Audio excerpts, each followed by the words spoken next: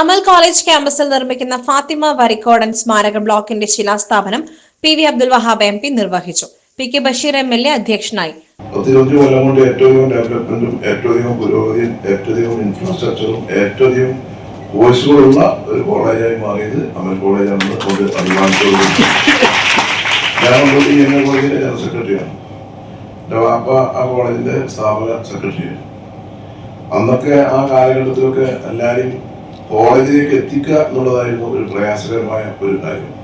അന്ന് SLC 79 മലപ്പുറം ജില്ലയിൽ ആദ്യമായിട്ട് എല്ലാ പഞ്ചായത്തുകളിലും ഹൈസ്കൂൾ വരുന്നത് 1979.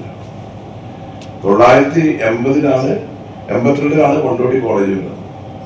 അവിടുന്ന് അങ്ങോട്ട് പിന്നീടാണ് നമ്മൾ എല്ലാ നിയോജകമണ്ഡലത്തിലും ഒരു കോളേജ് വരുന്നത്.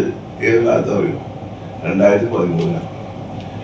എയ്ഡഡ് കോളേജ് ഇല്ലാത്ത, ഗവൺമെന്റ് കോളേജ് ഇല്ലാത്ത മണ്ഡലങ്ങളിൽ കോളേജ് കൊടുക്കാൻ തീരുമാനിക്കുന്നത് 2013 ഉമ്മൻചാണ്ടി സാർ മുഖ്യമന്ത്രി, അബ്ദുൾ സാഹിബ് വിദ്യാഭ്യാസ മന്ത്രി ആയിരിക്കുന്ന സമയത്താണ്. അങ്ങനെയാണ് Nilambur government college.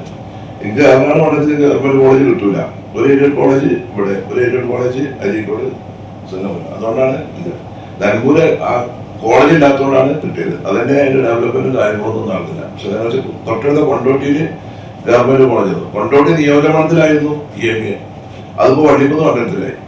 PV Muneer, Jabir Abdul Wahab, CP Kunhimoosa, Kallada Kunhi Muhammad, Amal college principal professor doctor KP Muhammad Basheer, PM Usman Ali, വാർഡംഗം ബഷീർ കാട്ടുമുണ്ട തുടങ്ങിയവർ സംബന്ധിച്ചു.